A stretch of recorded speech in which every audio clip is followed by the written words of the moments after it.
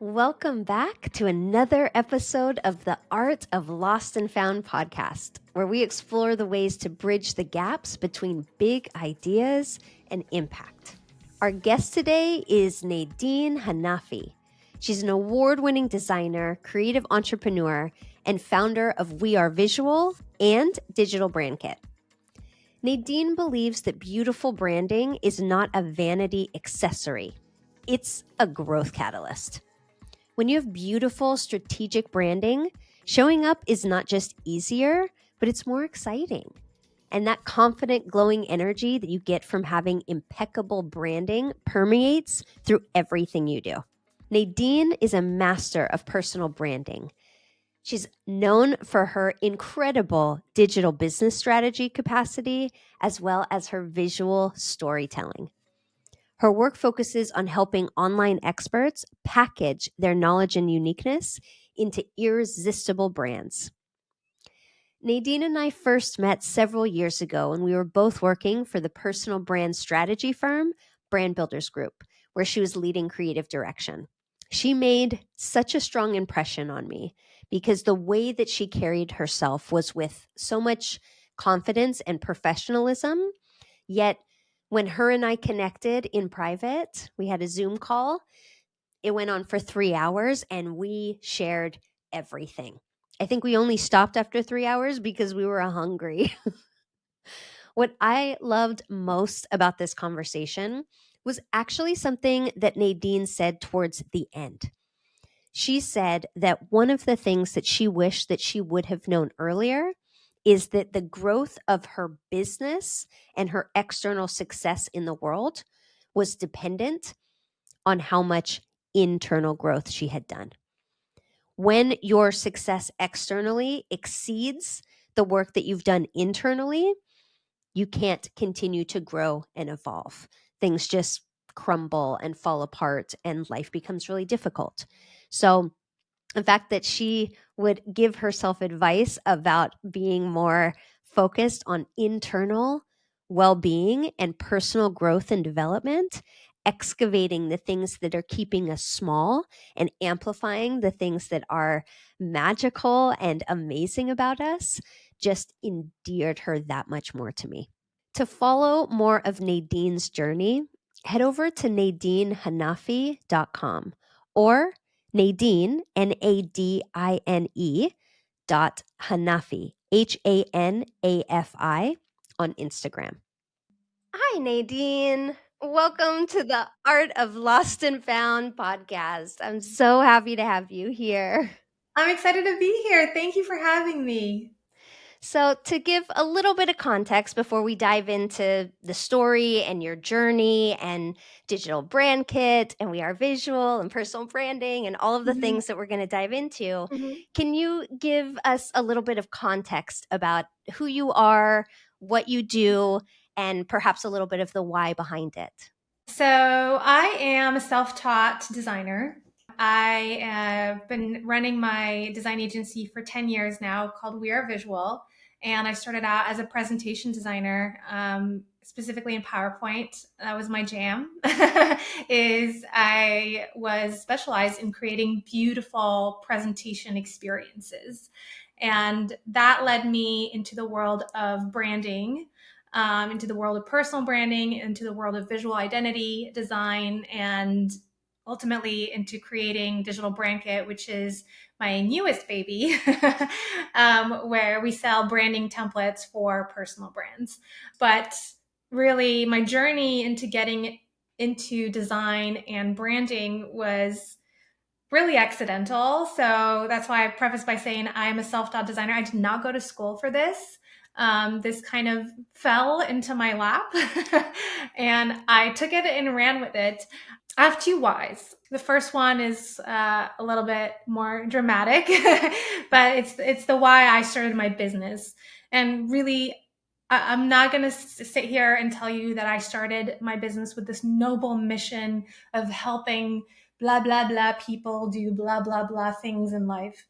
I started my business because I swore to myself after an experience that I had in the corporate world that I would never, ever, ever work for someone again, that I would protect my freedom and protect myself from ever being in a situation like that. And the situation was simply that um, I had been bullied um, pretty meanly, pretty severely by a supervisor, a female supervisor, which was all the more disappointing, who I think about it now is actually just about the age that I am today. This was a little over 10 years ago.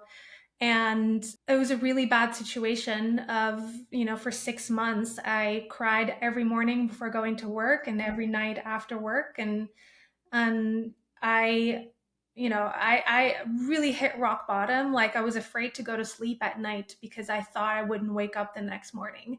I had a hard time breathing. I just felt like my life was going nowhere. And it really just stemmed from a situation where I was so dedicated to my work and I loved doing what I did. I was a marketing manager for this travel company, and I got to be creative for the first time in my life in a job.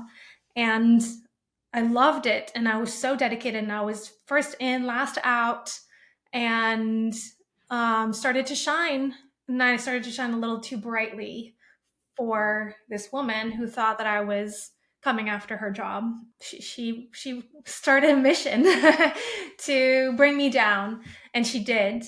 But I will always thank her because she was the catalyst for me realizing that I had it in me to build something of my own. And that was the reason I left my job and started my business, was I was escaping a bad situation. But I've always been somebody who, when I'm in a bad situation, I will do everything I can to turn it into something positive. I'm a little bit obsessive about that. But I left everything and I just started this business called We Are Visual. And I was like, I know how to make really good PowerPoint presentations. I know how to do design. I just learned it in the last 2 years and I'm just going to go for it. But when I started We Are Visual, I realized that I had a pretty awesome mission to embrace by doing this work, which was helping people show up in a beautiful way in business.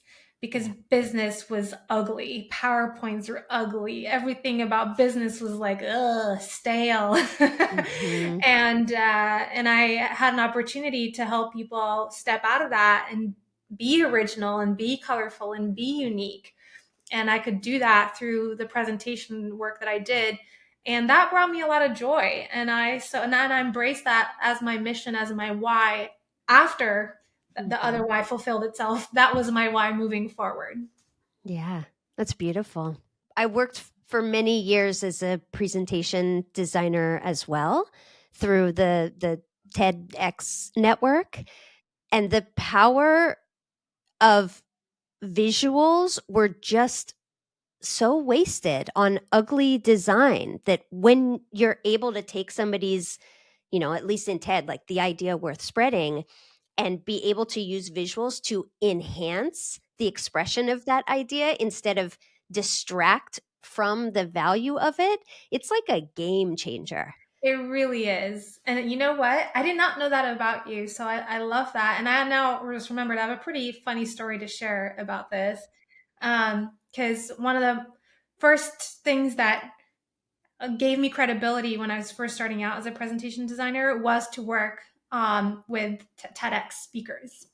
This was like maybe 3 or 4 months into my business, and I was like, I need credibility because I've never done this before. All I have is really, really solid skills and talent, raw talent. But until you have a portfolio as a designer, you can't. It's not easy to get clients. It's not easy to charge decent prices, right? So I was like, how do I give myself credibility?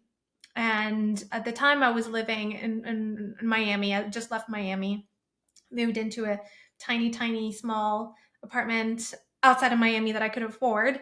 But there was TEDx Miami was happening like a month from now, right? This was maybe in like December.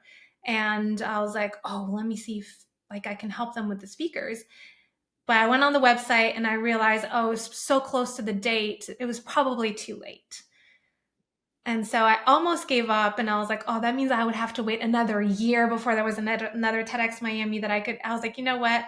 Let's just do it. But I decided I needed to really maximize my chances of getting these people's attention, because I'm sure a lot of people reach out to them wanting to work with them. So what I did was I went online on YouTube and found a TEDx talk, TEDx Miami talk from the year before. That was really good. I forget the name of the speaker, but he was excellent. And he told very compelling stories. And it was a great TEDx talk, but his slides were awful.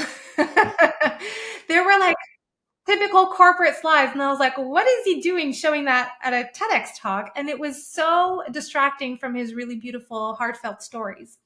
So I took screenshots of his TEDx talk and I photoshopped the background of his slides behind them, and I replaced them with my own designs of what I thought his slides should have looked like.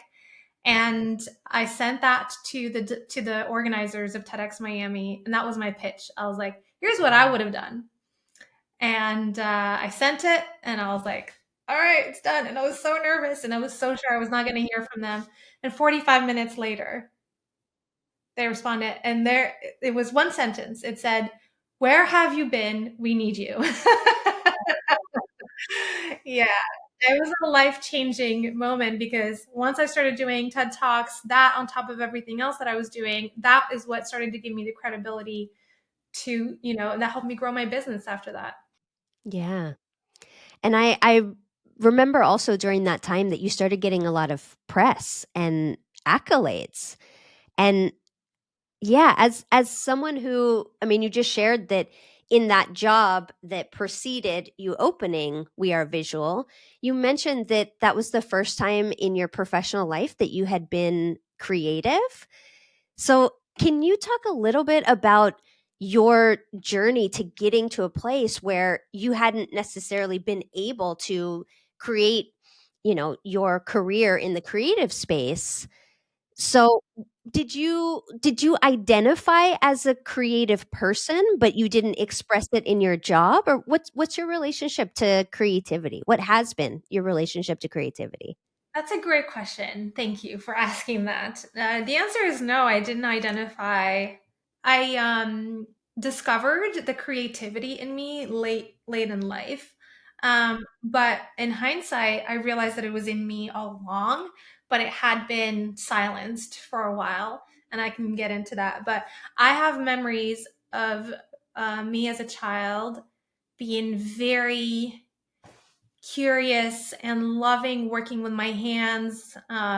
I loved painting, and I painted this thing with my fingers, like it was like abstract. And I loved every minute of it. I just remember it was one of the highlights of my childhood, is this afternoon I spent in our backyard just like painting with my fingers, and I made this really cool thing, and I was proud of it. And beyond that, it was like I I did silly things like we couldn't afford for me to buy a Barbie house, so I decided I was going to build one. And I would just grab everything I could in the house that I could find that would help me architect a Barbie house. So it was like I would grab like books and stack them together to make rooms, and I would just steal stuff from all over the house and bring it into my room to build this like little Barbie house. And I just remember finding so much joy and building things and creating things. And then school happened. Right? And then, I went to a French high school where you have to pick, it's like you're like a major a little bit in your last 2 or 3 years of high school. And it's either you go math or literature or economics. And math was for people who were really smart with numbers, which I was not one of those people. And I could not read a book front to back for if my life depended on it. So literature was out of the question. So I kind of just fell into economics. And my dad, who was used to work for the United Nations at the time, his dream for me was to become an international lawyer and work for the United Nations. And he sold me on that dream. And so that's what I wanted to be, was a lawyer, an international lawyer, and, kind of like Amal Clooney is now. I was like, that was the woman that I needed to become. And creativity was not really part of that picture. And so that's what I wanted to go to school for. I ended up going to business school and not law school after all. And so I just went on this path that was given to me, that was told, like I was told this was the path I needed to go on, and I just kind of followed because I was a, you know, parent pleaser that wanted to make my parents happy and proud. But I never really thought about what that meant for me and whether that made me happy. So it was actually while I was in school and business school, making a presentation for for a marketing class, that I don't know what happened, but I just created the most original, colorful presentation for this one project, and I enjoyed every minute of it. And it felt like those times in my childhood where I got to build something out of nothing. And that's where I kind of reconnected with my creativity in a way. And it started from there. Yeah. So at that time when you were creating these things, did you identify with having creative skills or being a creative person, or it was just like something you did, something you made, and the idea of being creative was like you couldn't accept it? No, you're right. It was actually not, I did not identify as a creative at that point. I just realized that I had this like skill, and it was like a nice to have kind of side skill. But it wasn't something that I could really make a living off of, right? I didn't really see it that way. It was just, oh, I have a knack for, creating pretty presentations. And it wasn't really until I was in that job as a marketing manager where they actually were thirsty for creative skills because they wanted to make their sales presentations better, their proposals, their all of their sales materials, all of that. And I realized, oh, being creative can actually help a company with their bottom line. And I started to see how creativity could turn into dollars, right? And that's when I actually became aware that my creativity wasn't just this side thing that I just happened to be good at. It was actually a skill that I could monetize. Mm-hmm. Yeah. Yeah. I'm curious about, uh, like, endlessly curious about our own relationships with our creativity and how that informs our identity. Because either we own the title creative, and most people who own it wear it proudly, or we reject it out of no, no, no, because I'm not good enough, is essentially the thing of like, I wish I was creative, but I'm not good enough, so I'm not. Oh, that sucks. I'd rather be. And it's something that we play with in terms of weaving it in or rejecting it from our identity. There's that piece which is endlessly fascinating to me. But then the other piece which you're moving into now is the relationship between creativity and money. Like, what does that look like? Thank you for asking that. Because when you said the thing about identity, I related to that because when I embrace my identity as a creative, I went all in, which was good, but I forgot this other part that was also important, which is monetizing your creativity, which requires you to think like a business person, quote unquote, right? And be strategic and create. There's nothing strategic about creativity. Creativity is a wild horse, right? It's a wild horse that will take you amazing places if you let it. Just get on that horse and right into the sunset, right? Um, and some of my best work and the things that I become known for in my little universe is come from this wild creativity that I let loose, right? But my ability to monetize my creativity has been stifled.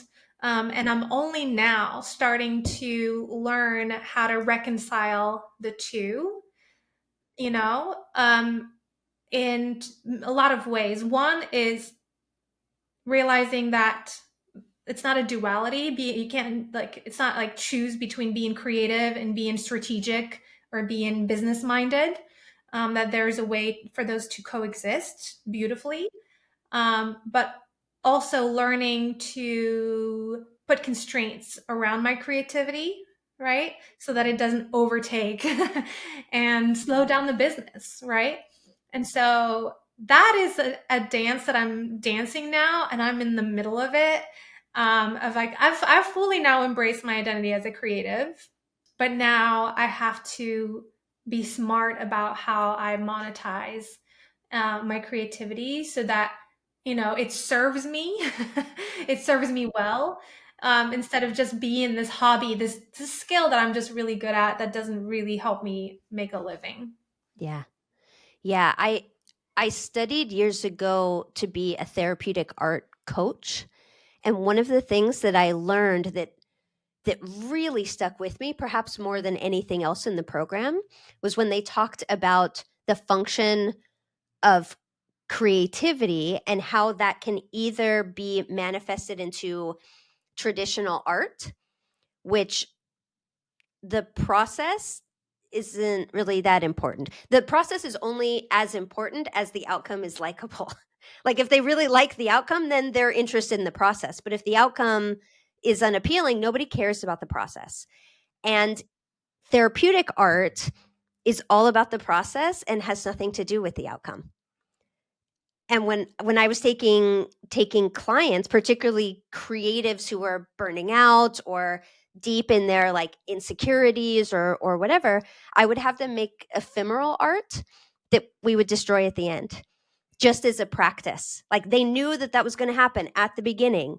You know, those monks that like make the sand mandalas, or like art that happens in the forest where they put like, you know, all the different colored leaves around the tree so it looks like it's glowing, or rock sculptures, or writing something in the sand. Like it's ephemeral, and that's the nature of it, because the practice of therapeutic arts is about detaching from the outcome and more allowing yourself to go into the process. So I'm glad that you mentioned that, because I think a lot of creatives struggle with that. Like, I should be both all of the time. And it's like, no, one is for you and your life and has nothing to do with money, and everything to do with, you know, quality of life and emotional processing and moving through your stuff. And then there's creativity that is monetizable.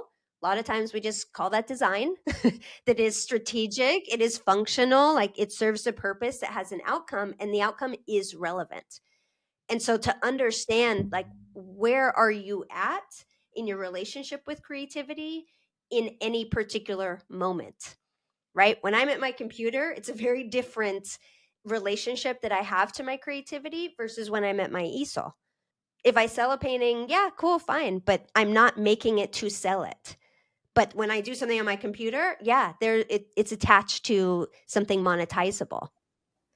Ah, I love that. That's so brilliant. And it's um it's reminding me that I've had this yearning and this intuition that I needed to develop other outlets for my creativity that were not tied to my work, because my creativity has been a bit of a therapy for me too. I do find joy in it. And, I mean, you can like stay in that joy and kind of just relish it, right? But at the end of the day, it's still work, right? And at the end of the day, you got to deliver a product and you got to sell and all the things. And so if I were to take that pressure off and take that joyful creativity and put it in something that is not work related, I think that would serve me well in helping me detach emotionally from the work part. Because I feel like that's definitely something that can hold me back if I don't, you know, if I mix emotions and work don't work don't mesh well.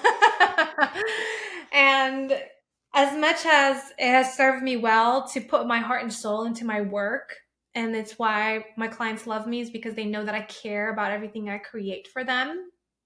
You also have to put some boundaries there before it becomes unhealthy. And so I think you've just inspired me and reminded me that it would serve me well to develop other outlets for my creativity that are not work related. Thank you for Yeah, I mean, part of the intention of this podcast and the original idea for it was to remove some of the pressure around creativity. It feels good to say, I'm not going to sit and scroll on my phone today. I'm going to set up my easel in front of the sun and paint until I don't have any more light. It's hard though, especially if you identify as being a creative and that's part of your brand or your persona, whether that's intentional or not, to make something that you don't necessarily love the outcome of still creates an emotional experience. Like even the story that I'm saying about painting, I've taken a unintended hiatus for it because I've been spending more time at my computer, and I'm trying to get back into it because I know that my creativity serves me in my own life and my own health and my own well-being in a way that's not connected to my income. And when I forget that and neglect that, my whole life just kind of like dulls a little bit. And so I went there and I was like, I haven't painted in quite some time. I'm not expecting anything to come out. I had a certain style that I was doing before, but I'm kind of over that style. So I want something else to come out. And I don't know, like, I doubt it's just going to show up the first time I sit down to paint after not having done that for 6 months. So just be okay with painting something that I don't like. Like, just be okay. Just be okay. And so I'm moving through this whole experience and I'm like, yeah, I definitely don't like it. Like, it seems like, but it feels good, but I don't like it. And then my partner came in and I had set my easel up so that so he couldn't see it. It was to get the light, to have the best light, but he couldn't see it. And when he started coming around to look, I got up and I blocked him and said, no, no, it's not ready yet. And I caught myself and I noticed, like, I'm attached to an outcome when I'm literally straight up created a therapeutic art container for myself. And I'm still, and it's my partner. Like, no matter if I just drew like a heart or like a smiley face, like, he's not going to judge me. But it's incredible, like how deep it runs, this feeling of judgment and creativity and not being good enough. And visibility, yeah.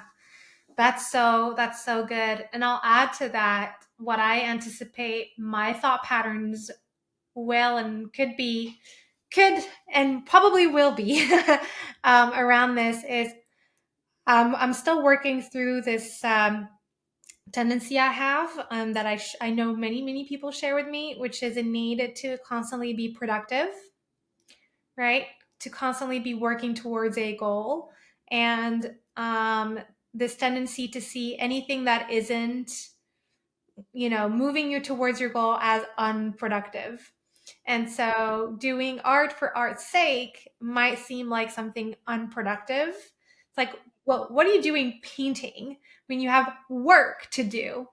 And I think I'm going to need to constantly be, because I know that's not true. I have to constantly be reminding myself that giving that gift to myself and giving myself that outlet for my creativity is actually going to support my productivity when I do sit at my desk and try to get work done. It may seem unproductive, but it's actually probably one of the most productive things you can do to give yourself energy and positive energy to fuel you through your work. Yeah.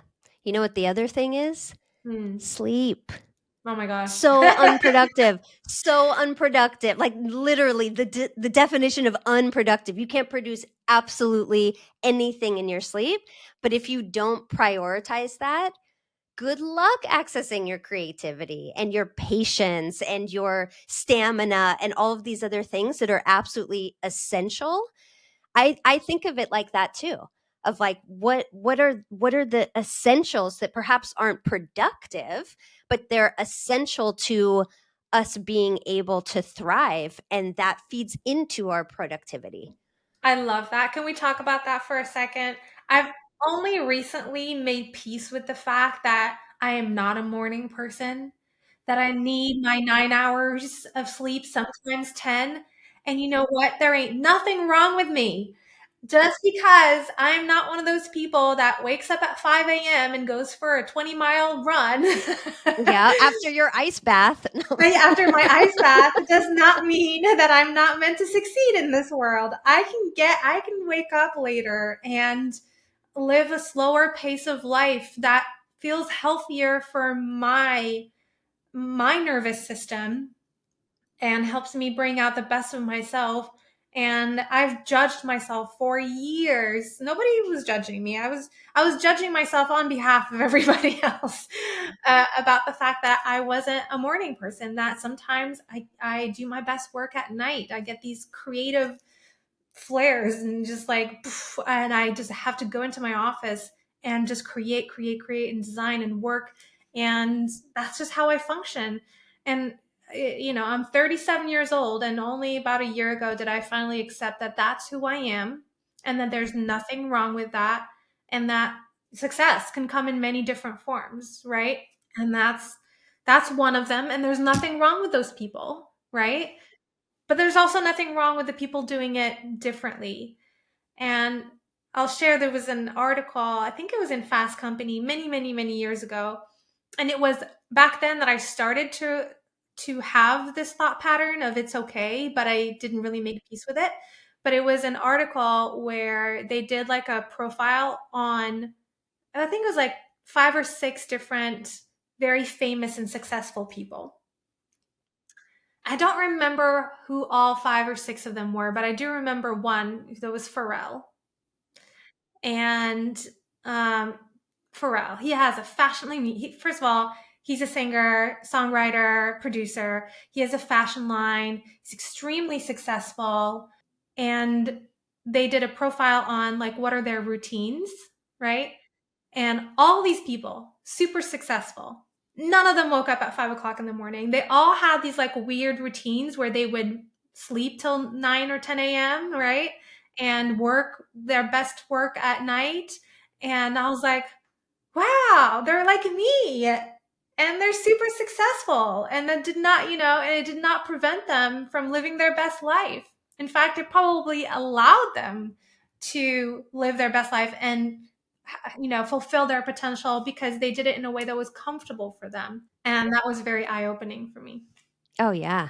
I'm I can so relate to that. I've been mostly nocturnal my whole life. Like even my parents have confirmed this because I went down that same thing of what's wrong with me? Am I lazy? Am I not disciplined? Should I be different? Like, is there a secret that I don't know? Can I change myself? Like, ooh, maybe I would be way better if I woke up at 5 a.m. Tried it a few times and like, oh, awful. And Awful. yeah, and I remember like and we come up in this school world where you have to be at school at 7 or 8. Like you're this is the system that you're fed Very into. rigid. Hmm. Yeah. And I would come alive much more at night. And I I got to the point where I didn't really resist it for very long because I tried. I tried getting up at like 5 and 6 a.m. and I was like, this is the worst version of me. Like, Yes. I don't want to be around me. Like, I'm such a bitch at 5 a.m. Like, Oh it's my God, me awful. too. Oh my gosh, my husband told me stories of how he experienced me when I went through this phase of waking up Yeah. at 5 a.m. He was like, you were the worst. Yeah. Yeah. Like, Was a zombie and I was so mean and just like I was not myself. And I was yeah. like, that's not who I want to be. Yeah. When I had that same realization, I took it a step further and literally applied this like concept of life design to my life so that I would never have to be on a 10 a.m. meeting again. Like never. And for my vision, luckily kind of all the pieces like came into a single picture. But the most important thing that I did to support my own energy and my own flow and my own ability to create space for myself when I'm at my best, not try to like rally when I'm at my worst, is moving to Europe and keeping my clients in the US. So I only work nights. So my calendar opens at my 1 p.m. I've never been more productive. I've never made more money. I've never felt more happy and grounded in my life. And I don't have this sense of restlessness that I used to have when I was like waiting for something else that I didn't yet have. Ah, 1000% with you on that. As someone who also did something similar, I'm back stateside now, but as you know, a couple years ago, I was living in Morocco and I still had all my clients in the US, and I had the benefit of having my mornings now because nobody was awake in the States. And so I could have all my meetings were always in the afternoon, and it worked beautifully for me. And so I totally relate to everything you said. The challenge came when I then moved back stateside, and I was like, well, how do I do this? And you know what? I was like, I'm not changing a damn thing. I'm attached to my slow mornings, and I consider myself to be skilled enough and talented enough and professional enough that people will want to work with me, even if I don't want to take an 8 a.m. or 9 a.m. call. And I enforce those boundaries. And to this day, even though I'm stateside, I never take a call before 12 p.m. All Hell my yeah. calls are in the Hell afternoon. yeah. My mornings are sacred. Hell yeah. My mornings are sacred. They're for me to start my day slowly, to have my rituals, to ease into the day, to plan my day. And then my productive time happens all in the afternoon. And I don't judge myself for it. And if anyone wants to judge me for it, that's their problem. As you know, but I'm fully at peace with it, and it works for me and I love it. And you know what? I've never had a single complaint about anybody being like, "Oh, you can't meet with me at 9 a.m." No, sorry, my calendar is blocked. I think that's so important to help people believe that the life of their dreams is accessible to them if they use their creativity in the context of their life. Like not just an artifact, a thing that you have, but when I was doing more of the therapeutic art coaching, it's like you can get creative in the kitchen, you can get creative in the calendar, you can get creative in the boardroom, in the bedroom. Like creativity should be applied everywhere because it expands what you thought was possible for you. Resourcefulness is a form of creativity, right? Yeah. Getting creative with how you use your resources, what you have and what you can work with. And that's one of the most useful skills that you can have. So yeah, I agree with that 1000%. Yeah. Mm-hmm. Yeah. I think that's actually a nice segue into talking about the work that you do, because one of the things that struck me is when you were talking about your childhood and how you said you didn't identify as being creative, but some of the creative things that you would do you said you would steal stuff around the house, but I see that as you being resourceful and you being able to architect something. You built an entire sophisticated personal brand system using PowerPoint. Like, as someone who, real struggle with PowerPoint always, when I said that, I was like, there's no way that can all be on PowerPoint. And then when I bought it, I was like, this is all on Power. I didn't even know you could do that. So, in terms of your like architectural tendencies of being able to create something that is systematic and expansive, I'm curious if you've thought about the connection between that essence that you had as a child and your ability to do that now. And second, can you share a little bit about like that evolution of how you got from, we are visual to then building out not only a product, but an entirely separate brand? Yeah. Wow, that's a great question. So first I want to go back to the childhood thing because you said something interesting that made me realize that my creativity was actually being expressed in other ways too that I didn't really identify as creativity.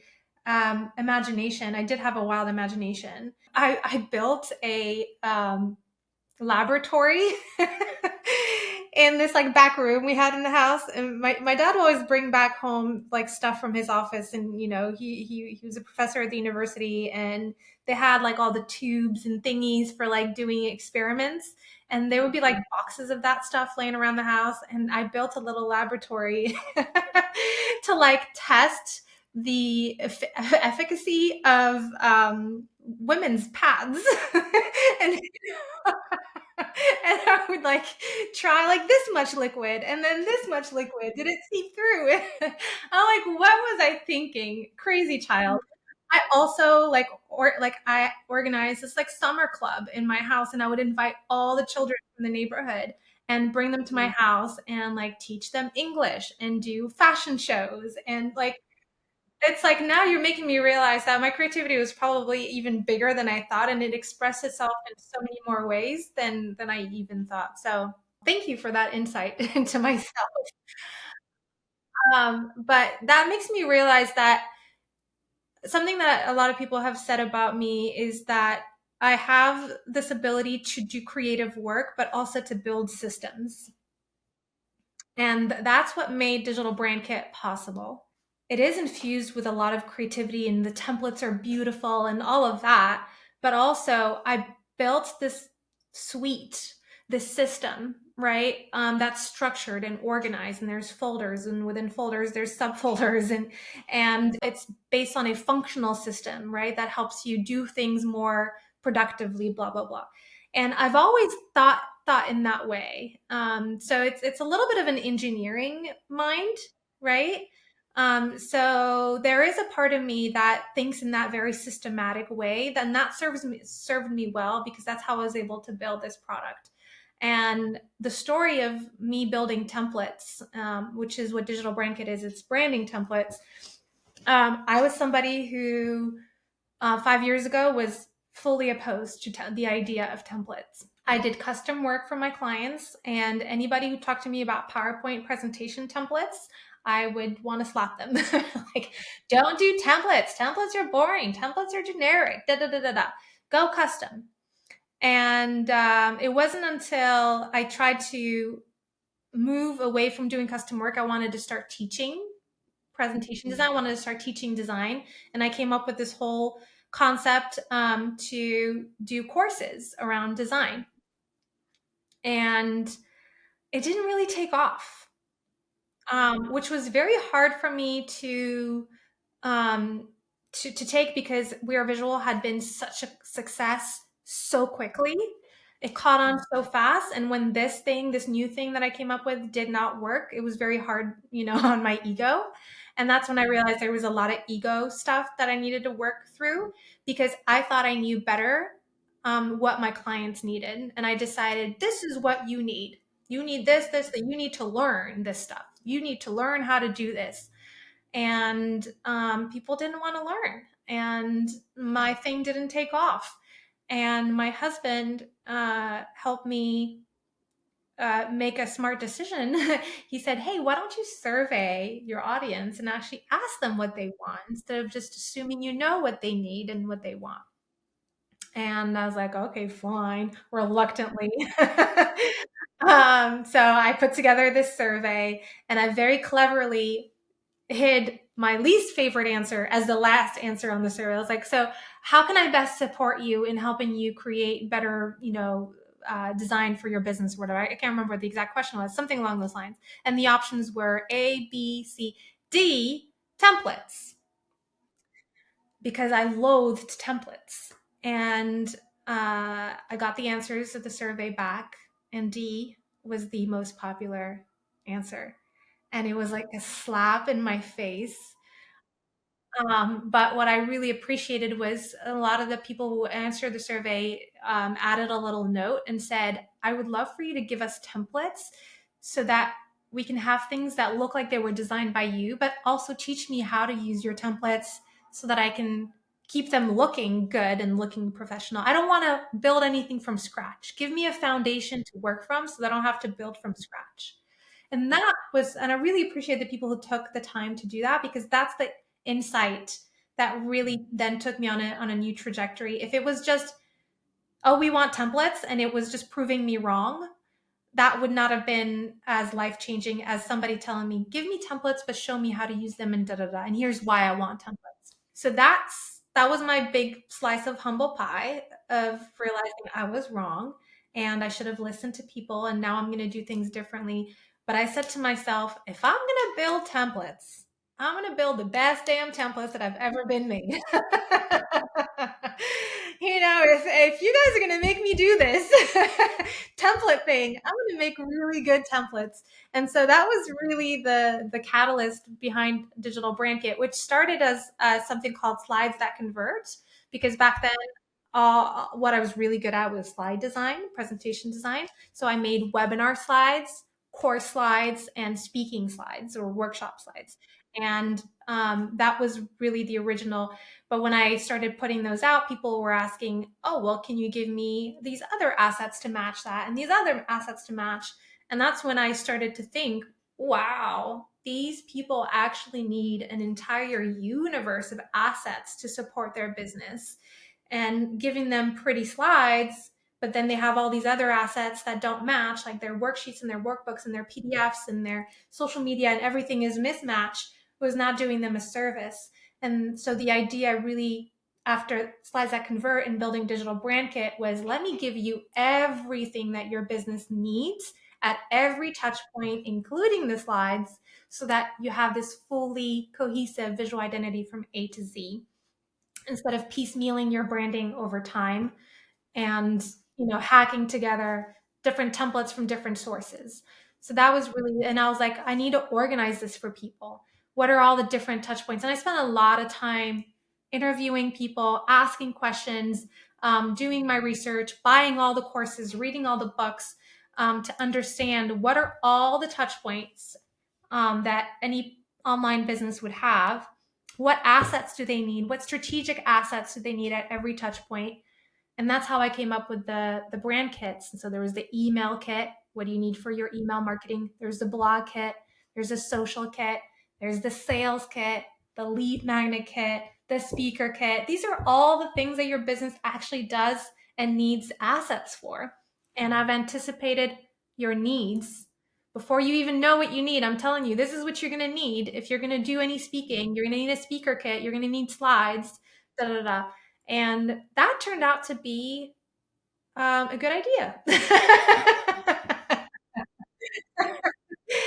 It turned out to be a good concept, and it caught on, and people saw the value in, are you telling me I can get in my entire visual identity all the assets I need in one instant download?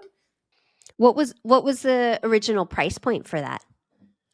The original price point was $9.97 and there were 4 kits. When I first came up with this, there was the slide kit, and it was all the slides. It was the webinar slides, the course slides, the speaking slides.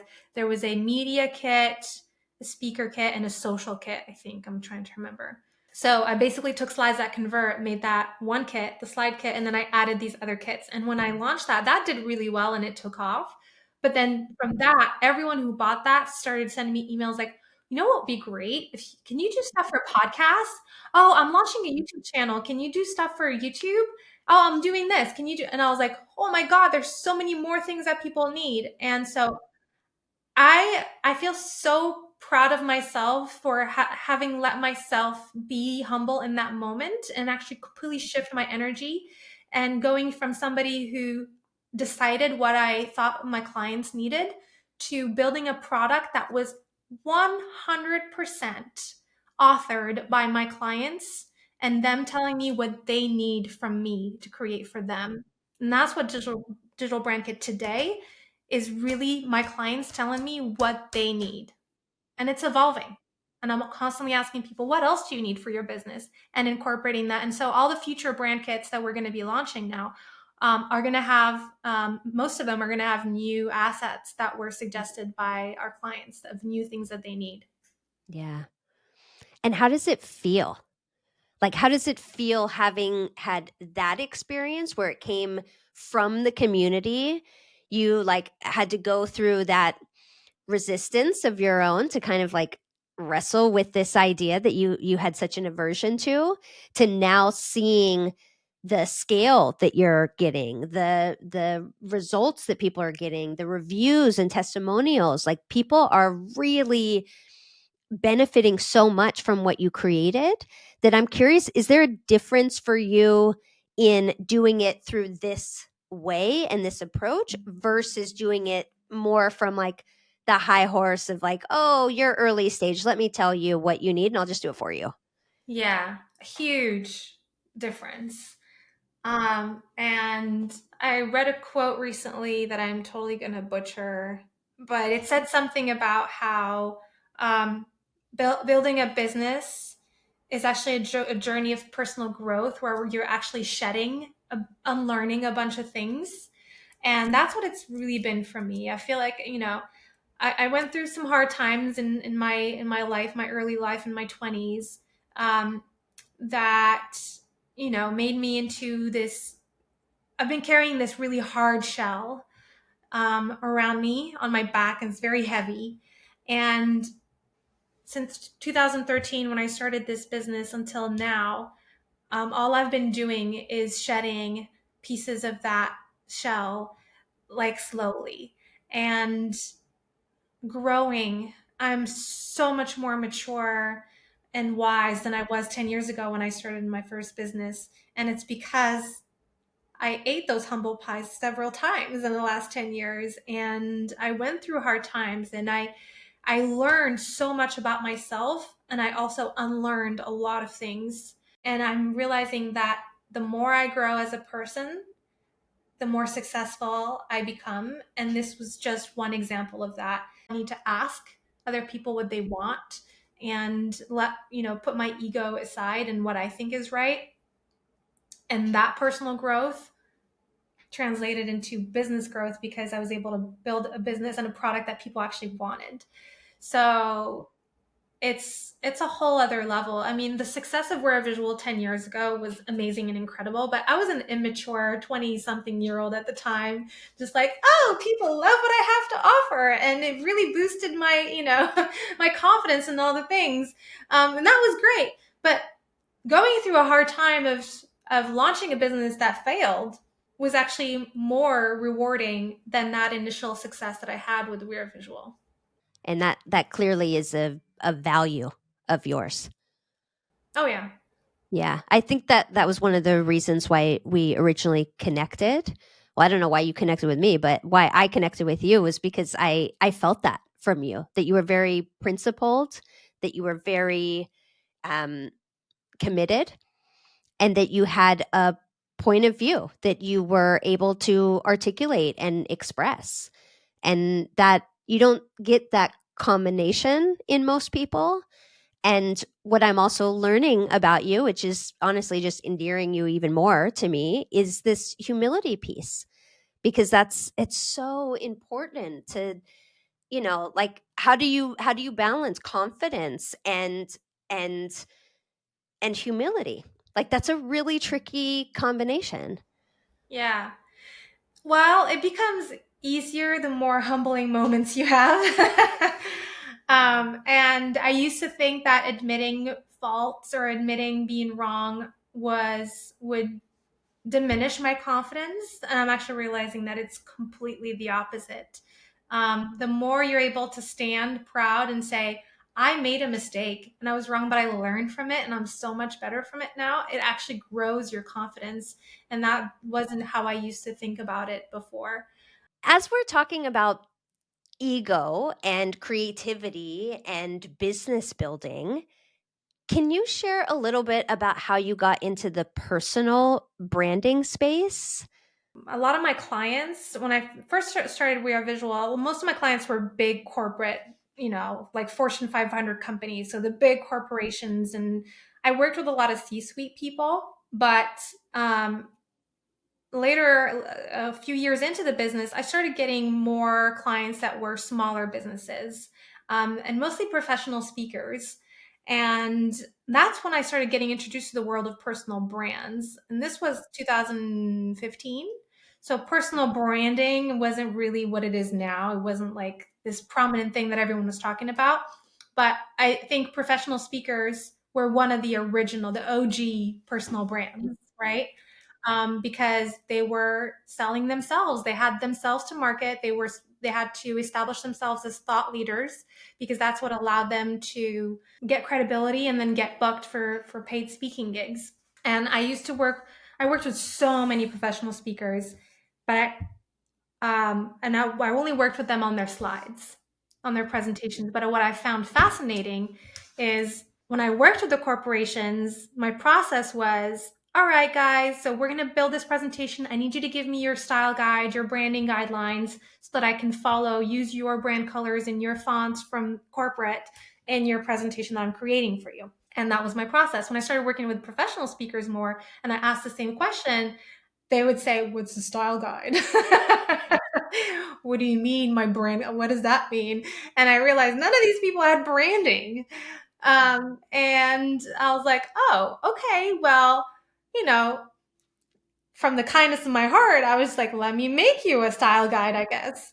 So I now tacked on this service that I started offering professional speakers where if they didn't have branding, I would create a mini style guide for them and a mini visual identity.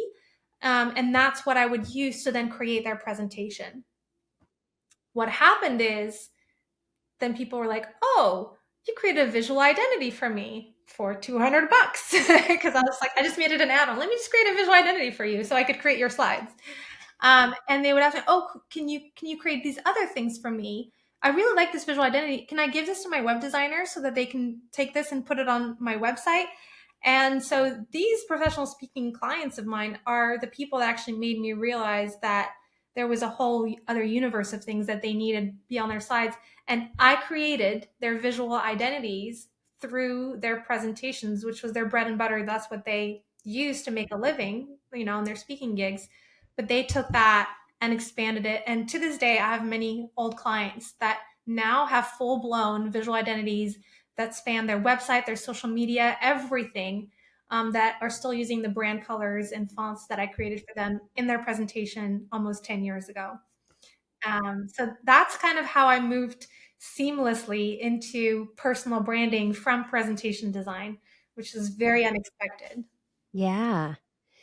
And how are you managing all of the different things that you're involved in? Because am I correct in you have We Are Visual, which is your agency, Digital Brand Kit, which is a product, but a brand and thing in and of itself, perhaps even another company. Your personal brand, which you've just recently started really coming on and building, and then also all the work that you do at Brand Builders Group. Are you doing all of those simultaneously still? Kind of, yeah. um, Well, I've gotten really good at managing my time and working late nights right now, which is how so it's not sustainable. I'm moving towards really making digital brand kit my main gig. We're a visual. I feel like it's always going to be there. It's my first baby. And I'm constantly still getting, asked to consult on projects, to help with things. So, um, it just feels like as long as I can keep that baby alive and continue working with these clients, it challenges me in new ways that grow me. So I keep taking those projects because of that reason. But yeah, I mean, we're building something that's never been done with Digital Brand Kit. This concept of one-click visual identity, and we recently revamped our entire product suite, and we've grown it and we've expanded it. And so right now, it's still in the building phase, and I'm allowing it to stay in that building phase. And for me to do that, I need to obviously keep my other business, income streams coming in so that I can support the development. I'm investing a lot into growing Digital Brand Kit into what I think it deserves to become, which is a much bigger product. And for that, it needs visibility, it needs investment, it needs product creation, which I'm investing heavily into right now, and funding that is why I'm doing all these other things, is to fund this bigger project. So it's not a sustainable thing. I'm not superwoman by any stretch of the imagination. I'm exhausted most of the time. And I don't wear that badge proudly. But what I am proud of is the fact that I'm hustling my little butt off to build this product, because I know that it can serve so many more people on such a bigger level than I ever could working one on one. And I feel like that's work worth doing, and that's something worth building. Yeah. Yeah. Beautiful. Related to personal branding, I think there's a lot of creatives who struggle with the dilemma of, do I build my company or do I build my personal brand? And to be honest, I've struggled with that also because I have a design studio and I'm trying to build my personal brand. And it can sometimes be disorienting. So, as someone who not only is building their personal brand, but you're also building the brand of digital brand kits and having We Are Visual and just being in this world, can you share a little bit about your thoughts on what does that look like? Like, what should people be considering as they make that decision? And is one option better than another in certain instances? That's a great question. Something that I've grappled with a lot. I am naturally more of an introvert. And so when I first started We're Visual, I was very comfortable being behind the scenes of my business, even though I was being pulled to the front of the scene against my will many times. And that's actually how I was able to get so much publicity for my business, was because they were trying to pull the storyline of Nadine and put that, make that the, the main headline, and then talk about We Are Visual. I was always very comfortable hiding behind We Are Visual. And so I've battled with that personally from day one. Eventually I realized that putting my face on the business was what I needed to do to grow it. And so I was very, very active on social media. I was very much the face of my business. But then I went through a hard time personally, and I had to kind of take a hiatus from social media.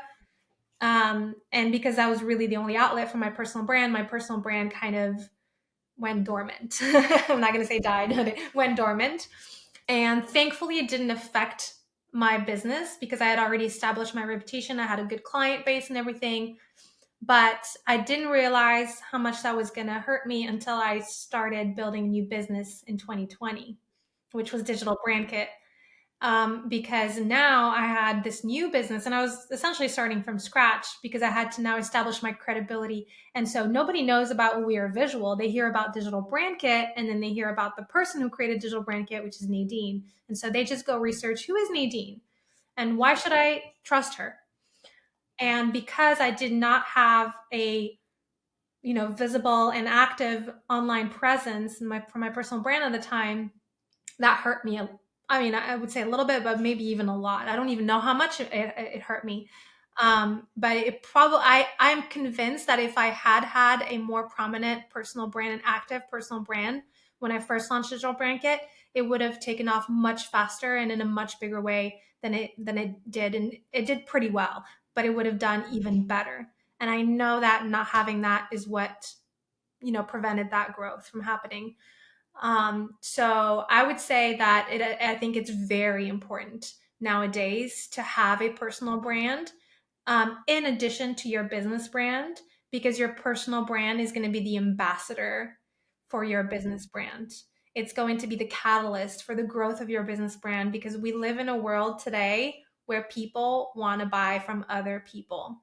And that's a fact. They want to connect with you, the person. And this is not just at the level of small businesses. It's at the level of even the big businesses, right? Virgin and Richard Branson. It's Sarah Blakely in Spanx. It's J Lo. It's all of these famous people that are acting as ambassadors for their brands, for their businesses, and it's the same for us. It's like we need to connect with these people on a personal level for them to trust us, and want to do business with our companies. And that's why I'm now reviving my personal brand. I've come to the conclusion that it's the right move to make strategically for my business, but I also miss the connection. I miss, connecting with people on that personal level. And so that's why I'm reviving my personal brand right now. It's a strategic move for my business. I'm very transparent about it. But it's because I know that it is going to be the catalyst for my business growth. And that's what I would tell anybody who's grappling with that It's don't even think twice about it. You know, if you want your business to grow, then you got to build your personal brand. Yeah. Yeah. The way that I think about it also is that your personal brand supports the evolution of your entrepreneurial career. And I think you're speaking exactly to that, because it's one thing to launch an independent company, but if you have a personal brand, being that ambassador for your own story of evolution as to why you're doing this, right? Like if Richard Branson came out now and was like, we're going to make kitchen appliances, we'd be like, okay, that makes sense because he's innovating and he makes like gadgets and all kinds of stuff. But if Virgin just all of a sudden launched, you know, uh, kitchen appliances, you kind of be like, huh? What? Like without Richard Branson being able to carry that story and that continuity, it can feel like disconnected.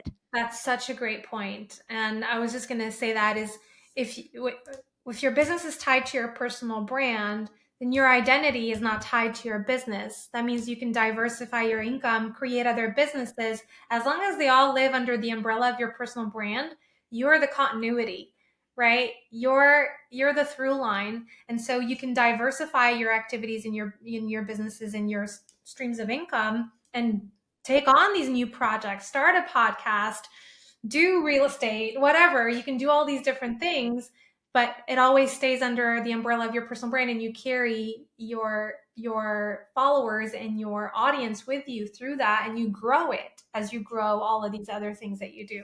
So, yes, that's another really good reason. I think the last good reason to have them separate is if you are thinking about large scale and an exit, because you can't sell your personal brand, but you can sell your business that gives you the credibility. You can still always say the founder of We Are Visual. If one day you decide to sell We Are Visual, it allows you to potentially have an exit without losing your reputation and your livelihood. That's an excellent point. 1000%. Yes, yes, yes. Now that you have so much more experience and wisdom and hindsight, I'd love for you to share if you have any advice or recommendations or like just something on your heart that you would share with either your younger self or a proxy like me. I would say if I could talk to my younger self, I would tell her, and anybody who's at that stage that I had 10 years ago, I would say that I would want to make her aware that her business growth will be limited by her personal growth. And that if you want to achieve that business growth on that big level that you dream of, you're going to have to do a lot of work on yourself. I've only become aware of that in recent years, but I know that if I had had a mentor, and somebody who cared about seeing me succeed and had this wisdom to share with me back then, it would have set me on a fast track and a different trajectory. I'm grateful for how things panned out, and I've zero. I'm at peace with but I also know that that would have probably saved me a lot of pain and struggles. Is to realize that instead of looking for the solutions and looking for the growth outward, and I was studying the strategies and tactics. I was deep in the strategy of how to grow my business, but it didn't matter how much strategy I learned. I was always falling short of my goals, and I know now that it was because on the inside, I did not feel like I deserved for those goals to be achieved. That I did not deserve that success. That I had all of these emotional things that I needed to work through to be able to even have the space to welcome that level of success into my life. And it's been a journey of again shedding that all of that baggage, that emotional baggage, to be able to make room for the growth and for the success and for the things happening on a much bigger scale. That's all personal growth work that I should have been doing all along. Mm, yeah. What do you think that your younger self needed to hear or needed to know to not have developed that story of unworthiness? That she is enough and that she is worthy of love no matter what, and that being successful in business does not mean you're more worthy of love. Being successful at anything does not mean you're more worthy of love. You're worthy of love just as you are. You're incredible and amazing just as you are. And I think unconditional love. Um, I thank you for asking that, because this is something I've been thinking about a lot. My words for this year were seek discomfort. And I've spent this entire year seeking discomfort because I knew that discomfort led to growth. And I'm going to keep seek discomfort as one of my words for 2024, but my new words for 2024 are radical self-love. Even 10 years into my business, 37 years old, married to a wonderful man who loves me every day, I still struggle with self-love. And it's not easy to admit that, but it's also so important to admit it and realize there's still something in there that you need to work on. And so I would have loved for that younger version of me to just love herself more and realize that she's worthy of love no matter how successful, successful in Mm. quotes she is. Yeah. Yeah. I feel like that's wisdom for everybody. Everybody. That's why people disconnect from their creativity. Is there something about it that challenges their identity and their sense of safety and acceptance in the world? And so we reject that part of ourselves to go search for something externally, only to then discover that it actually starts internally. Like, that's the process, and from a strategic perspective, it's like the visioning and the planning and, the stuff that's more kind of internal, but like you shared so beautifully, that only takes you so far before the real internal stuff blocks you. Yeah, because it prevents you from selling yourself, right? It prevents you from communicating to other people how valuable you are, how valuable your skills are, because you yourself devalue them. And so I realized that self love is actually a really, really, really important part of being able to sell yourself and sell your products and believe in yourself and show confidence.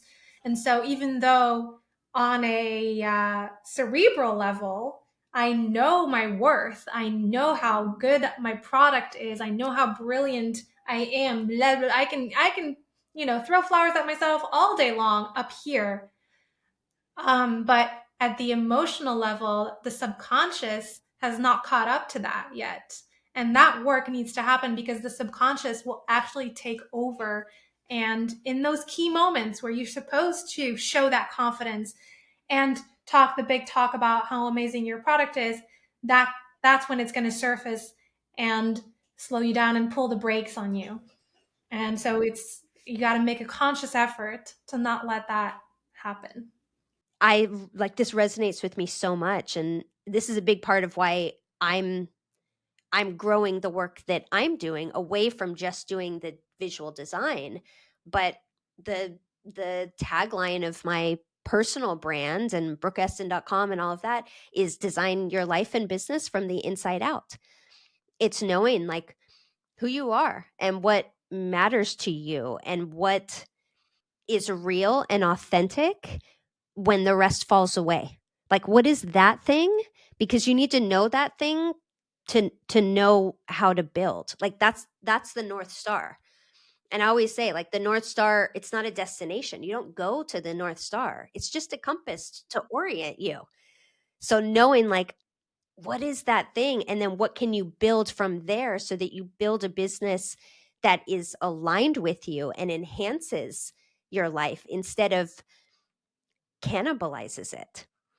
Because if you build the wrong business, even if you're successful, like, you build a golden cage for yourself. And nobody wants to live like that. We want to be free. We want to be expressive. We want to feel like we're living in alignment with a higher sense of purpose and possibility.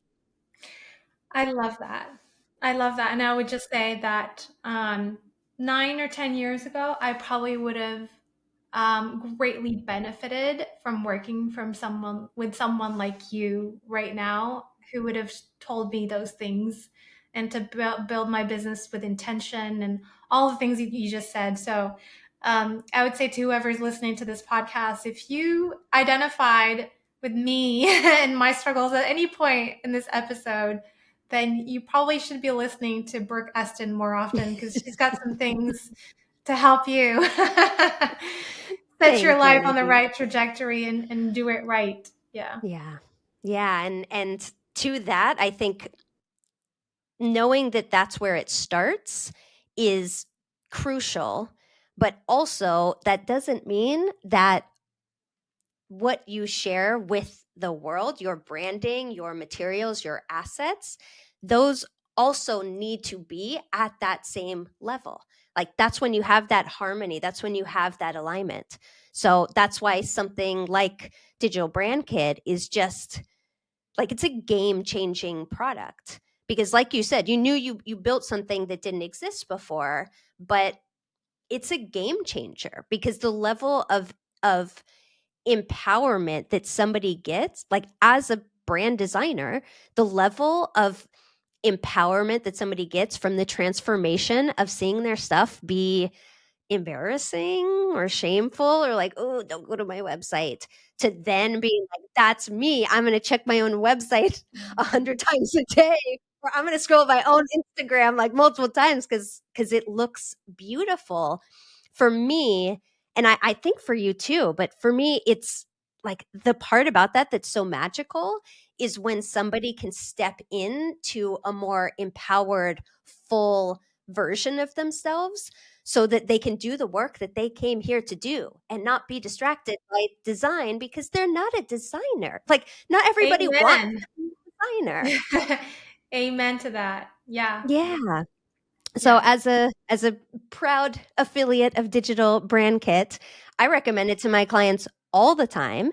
And one of the things that we didn't talk about that is I think takes the game-changing nature of your product to the next level is, although it started on PowerPoint, it didn't end there. And now you've done everything to make it as easy as possible to load it in your Canva. Again, like, meeting people with where they're at and what they need, and overcoming the resistance to that because of your commitment to ultimately serving and empowering and helping your clients grow. So by creating a product like DBK, it just, like, amplifies, like, exponentially amplifies that. And that is such a gift. And I am such a proud affiliate of this product, and a huge supporter of you, and so grateful that you said yes to having this conversation today. Oh, well, I was so grateful to have this conversation with you. Thank you so much for being such a supporter of me, of our product, and I really appreciate you. So for all the people that surely want to follow you and stay connected, we mentioned a lot of different places. Where is the best place for somebody to start entering your world? Sure. So, well, obviously, they can go to digitalbrandkit.com to check out our product and the templates. And then we are at Digital Brand Kit on Instagram. And then if you want to connect with me, you can go to at Nadine.Hanafi, Hanafi, on Instagram. And then NadineHanafi.com is my website. Beautiful. Thank you so much, Nadine. Thank you, Brooke. Thank you so much for joining us today on the Art of Lost and Found podcast. To get yourself 10% off of Digital Brand Kit, your brag-worthy, super versatile, Canva-friendly, comprehensive brand in one click, check out the show notes for a link and a coupon code for 10% off.